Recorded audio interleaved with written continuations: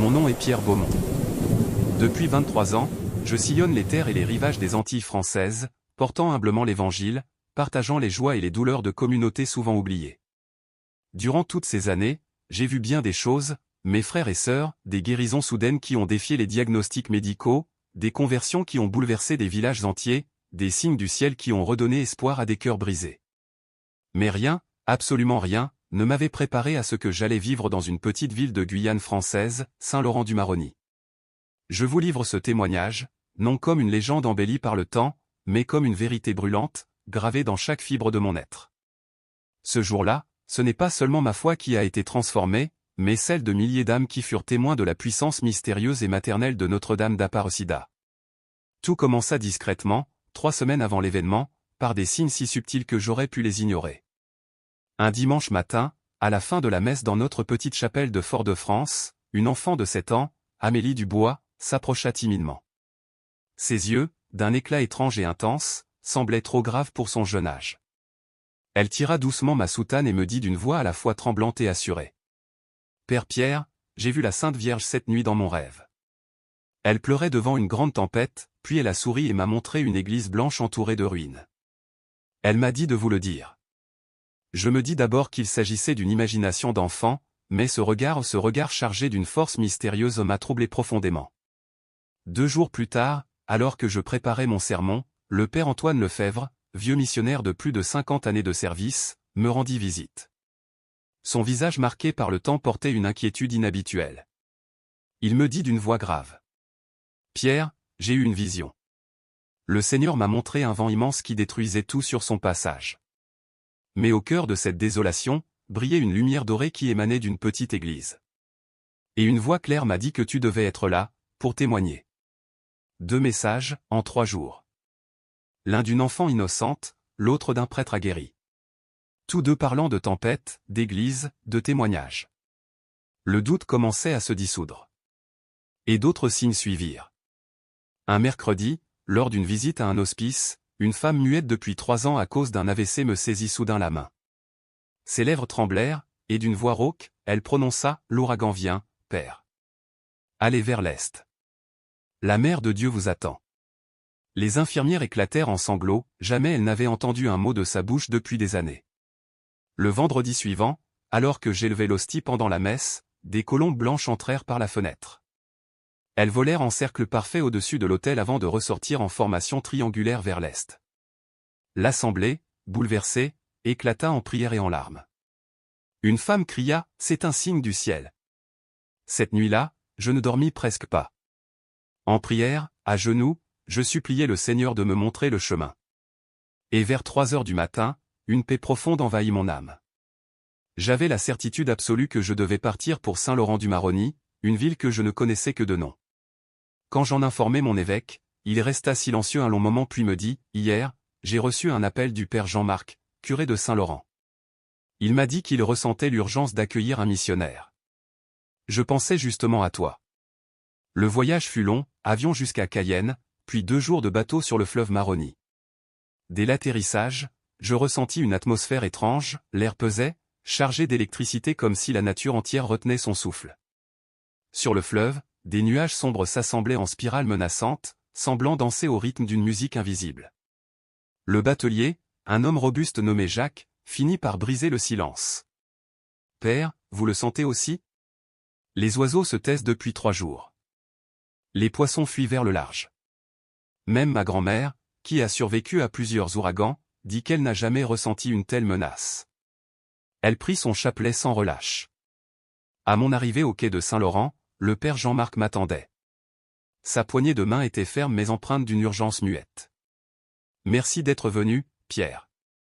Je sens qu'il se prépare ici quelque chose qui dépasse notre entendement. » La ville était étrange. Les rues silencieuses, les regards tournés vers le ciel, les commerçants clouant des planches sur leurs vitrines. Une peur invisible circulait, palpable comme un brouillard. La première nuit, je dormis dans le presbytère de l'église Notre-Dame d'Aparecida, une petite bâtisse blanche au toit rouge, construite par des missionnaires brésiliens 30 ans plus tôt. À l'intérieur, une statue de la Vierge se tenait, tendre et accueillante. Vers minuit, un murmure s'éleva dehors, comme des voix lointaines. Je regardais par la fenêtre, une procession silencieuse de fidèles avançait, bougie à la main, vers l'église. Ils viennent prier, m'expliqua le père Jean-Marc au matin. Depuis une semaine, les gens affluent spontanément, nuit et jour. Personne n'organise, personne n'appelle. C'est comme si une voix invisible les convoquait. Hier, même Thérèse Blanchard, qui s'était toujours moquée de la foi, est venue en larmes. Elle avait vu la Vierge en rêve. Et elle n'est pas la seule. Comme pour confirmer ses paroles, les cloches de l'église se mirent à sonner toutes seules. Depuis 3 jours, elle s'éveillait ainsi, à des heures imprévisibles, comme un appel du ciel.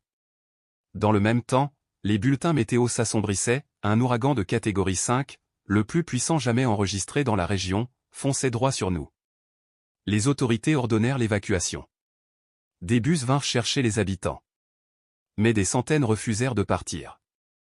Ils se rassemblèrent dans l'église, persuadés que la Vierge les avait appelés ici. François de la Croix, vieux pêcheur à la voix rocailleuse, déclara d'un ton ferme devant tous, « Si la Vierge nous a convoqués, c'est ici que nous tiendrons, sous sa protection. » Le ciel devint noir comme de l'encre. Le vent, d'abord doux, se mit à hurler, faisant trembler les murs de la ville. À l'intérieur de l'église, nous étions environ 250, priant à genoux. Une jeune fille, Sophie, 14 ans, s'approcha de moi, les larmes aux yeux. « Mes parents sont partis, père, mais quelque chose m'a retenu. C'est comme si une voix douce me disait de rester. Je sens que je dois voir quelque chose d'extraordinaire. » Je posai ma main sur son épaule, priant pour elle et pour nous tous. La peur me traversait, mais je ne pouvais céder. Alors que nous récitions le chapelet, la statue de la Vierge commença à briller faiblement, comme si une flamme invisible l'illuminait de l'intérieur. Les fidèles se regardaient, incrédules, certains murmurant « Vous voyez aussi ». Puis l'ouragan frappa. Le vent rugissait comme une bête colossale. Les vitraux tremblaient, les murs vibraient, menaçant de s'effondrer. Plusieurs s'agrippaient aux bancs, d'autres priaient les yeux clos, les lèvres accélérant le rythme du rosaire. Et c'est alors que le miracle se produisit. Alors que la tempête déchaînait sa furie tout autour, un calme étrange envahit l'église. Le vacarme extérieur devint comme étouffé, l'air à l'intérieur se réchauffa doucement. Une lumière dorée enveloppa la statue de la Vierge, puis se répandit dans toute la nef. Certains tombèrent à genoux, d'autres éclatèrent en sanglots. J'entendis une voix claire dans mon cœur, « N'ayez pas peur. Je suis ici. » Dehors, l'ouragan faisait rage. Mais autour de l'église, comme le montrèrent plus tard les images satellites, une zone circulaire demeura intacte, comme un îlot de paix au milieu de l'apocalypse. Des arbres furent arrachés, des maisons rasées, mais pas une pierre de l'église ni un seul fidèle ne fut touché. Quand enfin le vent cessa et que le jour se leva, nous sortîmes, les jambes tremblantes. Tout autour de nous n'était que ruines, débris, désolation. Mais l'église, elle, demeurait debout, immaculée, tel un phare de lumière au milieu de la nuit. Des centaines de personnes qui avaient fui revinrent, bouleversées. Beaucoup tombèrent à genoux, convaincus d'avoir été témoins d'un miracle. Ce jour-là, Saint-Laurent-du-Maroni ne fut plus jamais la même. La foi y prit racine d'une manière nouvelle, profonde, indestructible. Et moi, Pierre Beaumont, je porte encore ce souvenir dans ma chair et dans mon âme. Car je sais qu'au cœur de cette nuit d'ouragan, Notre-Dame d'Aparecida a déployé son manteau sur nous. Elle nous a protégés, rappelant à chacun que là où tout semble perdu, la lumière de Dieu demeure. Voilà le témoignage que je livre à vos cœurs, ce n'est pas une légende, mais un signe, un sceau du ciel gravé dans nos vies pour l'éternité. Et je prie pour qu'en lisant ces mots, votre foi soit embrassée comme le fut la nôtre ce jour-là. Nous étions certains que la mort allait nous engloutir. Un homme, assis près de moi, me confia à voix basse qu'il pensait à sa femme et à ses enfants, partis se réfugier plus loin. Il se demandait s'il avait fait le bon choix en restant. Ce sentiment d'impuissance se répandait parmi nous comme une ombre glaciale. Vers la fin de l'après-midi, lorsque l'œil de l'ouragan s'abattit sur Saint-Laurent-du-Maroni, le bruit atteignit une intensité insupportable. On ne pouvait plus se parler normalement, les paroles étaient arrachées par la tempête, et il fallait crier de toutes ses forces pour se faire entendre, même à 1 mètre de distance. C'est précisément à ce moment, quand la mort semblait inévitable, quand les murs tremblaient et que les forces de la nature semblaient vouloir nous engloutir, qu'un phénomène extraordinaire commença. La statue de Notre-Dame d'Aparecida, qui se trouvait dans notre petite église blanche, commença à émettre une lumière d'une intensité nouvelle. Ce n'était plus la lueur discrète que l'on pouvait prendre pour une illusion. C'était une clarté dorée, vive et pulsante, qui grandissait peu à peu comme l'aube naissante sur l'horizon. Les enfants furent les premiers à remarquer la transformation. Une petite fille de 6 ans, Camille Rousseau, désigna la statue du doigt et cria d'une voix claire, « Regardez, la Sainte Vierge brille !» Les têtes se tournèrent vers l'autel. Et tous virent cette lumière. Ce n'était pas une lumière froide et mécanique comme celle des néons, mais une clarté vivante, chaude, enveloppante. Elle semblait respirer, battre, comme un cœur immense répandant son souffle. Et au fur et à mesure qu'elle s'amplifiait, l'église commença à se stabiliser. Les murs cessèrent de trembler. Le rugissement infernal du vent diminua, juste assez pour que nous retrouvions nos propres pensées. Puis, sous nos yeux incrédules, la lumière se déploya, s'étendant au-delà de la statue pour former une sorte de dôme invisible mais tangible qui enveloppait l'église. À travers les vitraux, nous voyons toujours la tempête déchaînée, des arbres centenaires arrachés comme de vulgaires brindilles, des maisons soulevées de leurs fondations, des toits et des débris projetés à des vitesses mortelles. Mais à l'intérieur, sous ce dôme doré, un calme surnaturel régnait. Même les sceptiques furent forcés d'admettre que nous assistions à un miracle. Marc Dubois, qui se proclamait athée et n'était venu que par insistance de sa femme, se leva en tremblant. Son visage exprimait à la fois la terreur et l'émerveillement. Les bras levés vers le ciel, il s'écria, « Mon Dieu, pardonnez-moi. J'ai été aveugle toute ma vie. » Puis il tomba à genoux, submergé de larmes. Sa femme Isabelle l'enlaça, pleurant elle aussi, mais de joie. Tout autour de nous, des gens se laissaient envahir par cette présence divine devenue indéniable. Les cœurs les plus durs cédaient enfin. Vers la fin de l'après-midi, la lumière atteignit une intensité telle que nous devions plisser les yeux. Pourtant, elle ne blessait pas notre regard. Au contraire, elle apaisait, guérissait, pénétrait jusqu'au plus profond de l'âme. Plusieurs affirmèrent alors voir des silhouettes d'une beauté indescriptible. Marie-Claire Fontaine, une vieille femme de 82 ans, presque aveugle d'un œil depuis 15 ans, s'écria, « Je vois. Je vois avec mes 2 yeux. Il y a des anges parmi nous. » Elle se tourna dans tous les sens, touchant ses voisins pour confirmer la réalité de ce qu'elle vivait, les joues inondées de larmes de joie. Puis, à l'extérieur, se produisit l'impensable, l'ouragan, arrivé à sa puissance maximale, changea brusquement de trajectoire. Des météorologues observeraient plus tard, stupéfaits, que l'œil de la tempête semblait contourner délibérément le périmètre de notre église. En 30 ans de carrière, déclara plus tard le docteur Henri Beau, « Je n'ai jamais vu un ouragan se détourner de cette façon. C'est comme s'il avait évité volontairement un point précis. Scientifiquement, c'est inexplicable. Mais nous, qui étions à l'intérieur de l'église, nous savions. Nous savions pourquoi. Dans l'église, les réactions étaient bouleversantes. Les croyants pleuraient de gratitude, les yeux levés au ciel. Les enfants riaient et applaudissaient comme devant un spectacle merveilleux. Les sceptiques, un à un, s'effondraient à genoux, incapables de nier l'évidence. Un jeune homme, Antoine Garnier, vint à moi en sanglotant, « Père, j'ai passé des années à maudire la foi, à croire que c'était une illusion. Mais maintenant, je vois que c'est moi qui étais aveugle. Comment puis-je être pardonné ?» Je posai mes mains sur sa tête et priai pour lui, sentant la grâce circuler comme un fleuve vivant. Partout autour de nous, des confessions éclataient. Des rancunes vieilles de 15 ans s'effaçaient dans des embrassades en larmes. Des crimes cachés depuis des décennies étaient confessés à voix haute, suivis de promesses de réparation. C'était une purification collective, un baptême spirituel à l'échelle d'un peuple.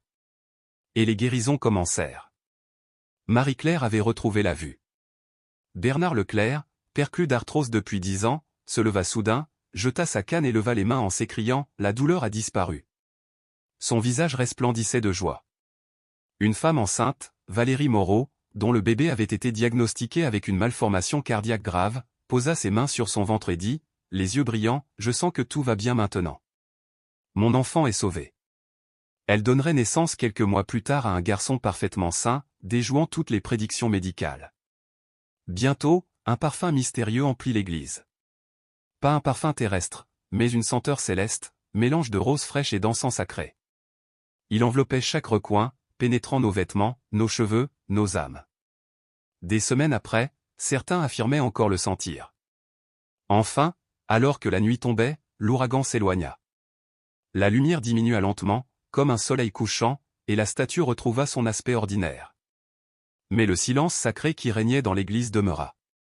Personne n'osait parler, de peur de rompre ce fil invisible qui nous reliait au divin. Quand nous sortîmes enfin, la vision nous glaça, Saint-Laurent-du-Maroni n'existait plus. La ville entière avait été balayée. Mais notre église, elle, se tenait intacte, fière et immaculée, comme une forteresse céleste au milieu des ruines. Pas une tuile déplacée, pas une fissure. Et nous, les 250 survivants, savions que nous avions assisté à un miracle qui changerait nos vies à jamais. Le lendemain, les secours arrivèrent, convaincus de ne trouver que des cadavres. Leur stupéfaction fut totale en nous découvrant sains et saufs, protégés par cette église invincible. Le capitaine Robert Lemieux, vétéran de 15 ans de sauvetage après ouragan, déclara en secouant la tête, « J'ai vu des bunkers de béton pulvérisés par des vents moins puissants que ceux-ci. Cette église aurait dû s'effondrer la première. Et pourtant, la voilà, sans une égratignure. Je ne peux pas l'expliquer. Et pourtant, ce n'était que le début. Car dans les jours qui suivirent, le monde entier allait entendre parler de ce miracle. Des journalistes arrivèrent, parmi eux Catherine Beaumont, une enquêtrice redoutée pour son scepticisme. Venue avec l'intention de démystifier l'événement, elle interrogea les survivants, sépara les enfants des adultes, nota chaque détail, photographia l'église sous tous les angles. 3 heures durant, elle chercha la faille, le mensonge, l'illusion.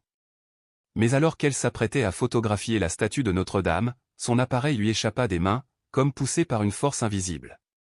Il heurta le sol de pierre sans se briser. Catherine s'agenouilla pour le ramasser, et c'est à cet instant qu'elle vit quelque chose qui fit vaciller son scepticisme le plus ancré. Ainsi commença le témoignage qui allait traverser les frontières et les générations, celui d'un peuple protégé par un miracle, celui d'un jour où le ciel descendit toucher la terre. Elle avait senti ce parfum, le même parfum céleste que nous avions tous perçu la veille. Immédiatement, son corps s'était figé, son visage avait perdu toute couleur, et dans un souffle tremblant, elle avait demandé à son caméraman, « Tu sens ça ?» Il avait hoché la tête, incapable de prononcer un mot, les yeux écarquillés. Les comme s'il voyait l'invisible. Catherine s'était relevée lentement, ses mains tremblant de manière si évidente que l'on pouvait voir l'onde de choc intérieur qui la traversait. Elle avait contemplé longuement la statue, immobile, comme si elle attendait une réponse du ciel. Puis, contre toute attente, elle s'était agenouillée devant l'autel, avait baissé la tête et des larmes silencieuses avaient commencé à couler sur ses joues. Son caméraman, mal à l'aise, avait éteint son appareil et s'était retiré discrètement. Pendant 25 minutes, Catherine resta là, seule, prosternée, comme suspendue entre terre et ciel. Lorsqu'elle sortit enfin de l'église, son visage semblait transformé. Elle vint directement vers moi et, d'une voix presque éteinte, elle murmura. « Père, j'ai besoin de me confesser. J'ai passé 15 ans à me moquer de la foi, à tourner les croyants en dérision dans mes articles. Mais je ne peux plus nier ce que je viens de vivre. Quelque chose m'a touché là-dedans. Quelque chose de réel, de puissant, de sacré. » 3 jours plus tard, l'article qu'elle publia dans Le Monde fit l'effet d'un séisme à travers la France et bien au-delà. Ceux qui s'attendaient à un démontage sceptique découvrirent un témoignage bouleversant de conversion. Accompagné de photos et de récits documentés de dizaines de personnes ayant elles-mêmes vécu le miracle, son article portait ce titre inattendu, « Je suis venu chercher une fraude. J'ai trouvé Dieu. » Des millions de lecteurs furent ébranlés. Des chaînes internationales dépêchèrent des équipes entières à Saint-Laurent-du-Maroni. Notre petite ville dévastée par l'ouragan devint le centre d'une attention mondiale, tous voulaient voir de leurs propres yeux l'église qui avait défié la tempête. Mais ce n'était pas l'agitation médiatique qui frappait le plus fort, frères et sœurs. Ce qui bouleversait véritablement, c'était le souffle nouveau qui s'emparait des cœurs. Tandis que les maisons étaient reconstruites, que les routes reprenaient forme grâce aux humanitaires et au soutien de l'État, l'église Notre-Dame d'Aparida devint le centre d'une transformation spirituelle que je n'avais jamais connue. Des pèlerins venaient de toute la Guyane française, puis de Martinique, de Guadeloupe, et même de métropole. Tous voulaient contempler ce sanctuaire resté debout. Presque chacun repartait changé. Philippe Renard, riche homme d'affaires parisien, n'était venu que par curiosité. Mais après une nuit entière passée en prière dans cette église, il décida dès le matin de vendre son entreprise et de consacrer le reste de sa vie au service des pauvres. Émilie Boucher, une jeune femme de 28 ans prisonnière de sa dépendance médicamenteuse depuis 5 ans, entra en larmes, pria devant la statue, et ressentit une libération immédiate. Les envies ont disparu d'un coup, me dit-elle 6 mois plus tard, toujours sobre, le visage rayonnant. C'était comme si des chaînes invisibles avaient été brisées. 3 mois après la catastrophe, une équipe scientifique de l'Université de Paris arriva pour analyser l'événement. Ingénieurs en structure, météorologues, physiciens, tous se mirent au travail avec rigueur. Ils mesurèrent chaque pierre, étudièrent les matériaux, comparèrent les données climatiques, établirent des modèles numériques sophistiqués. Leur rapport, publié dans une revue académique respectée, bouleversa même les plus sceptiques. Selon toutes les lois connues de la physique et de l'ingénierie structurelle, cette église aurait dû être réduite en poussière. Les vents atteignaient 320 km/h, avec des rafales dépassant 380 km/h.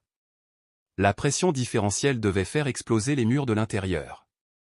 Le fait que cette structure soit demeurée intacte défie toute explication rationnelle. Le professeur Laurent Mercier, chef de l'équipe, avoua devant la presse « Je suis un scientifique. Je crois à ce qui peut être mesuré, testé, vérifié. Mais je dois être honnête, je ne peux pas expliquer ce que j'ai vu.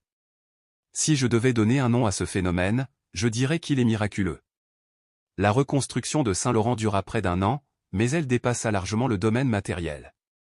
La ville qui renaquit n'était plus la même.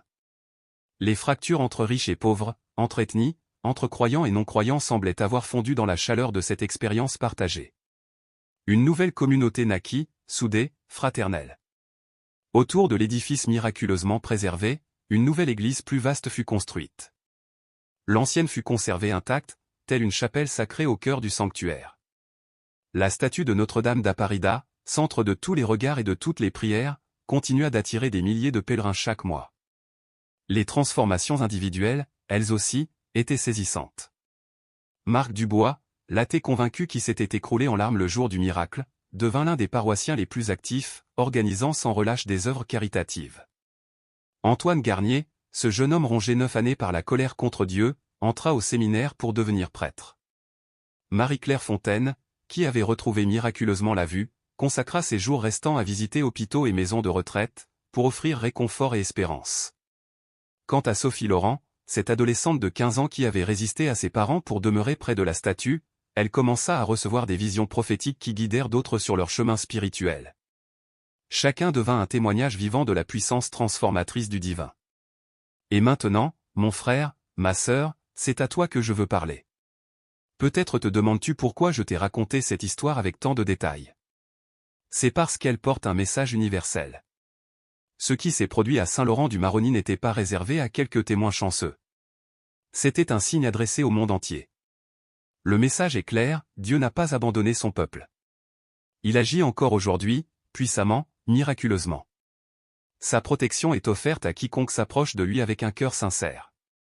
Réfléchis un instant.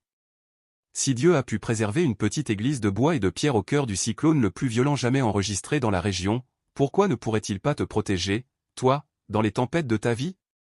Peut-être fais-tu face à une maladie qui te consume, à une dépendance qui t'enchaîne, à une relation brisée, à une peur qui t'écrase ou à un désespoir qui t'envahit. Peut-être as-tu l'impression que ton monde s'effondre, que tout ce que tu avais bâti est emporté par les vents contraires. Je veux que tu saches une vérité, le même Dieu qui a illuminé cette statue, qui a détourné un ouragan, qui a bouleversé des centaines de vies en une seule journée, ce Dieu t'aime personnellement. Il veut intervenir dans ton histoire.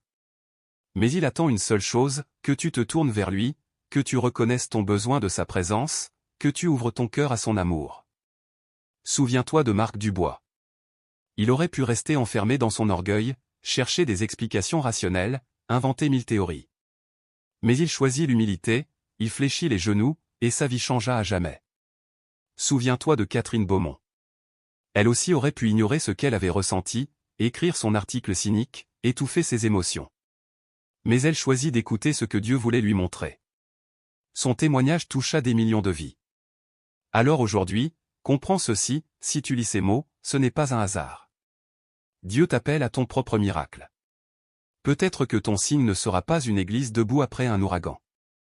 Peut-être sera-t-il intime, caché, adapté à ton histoire.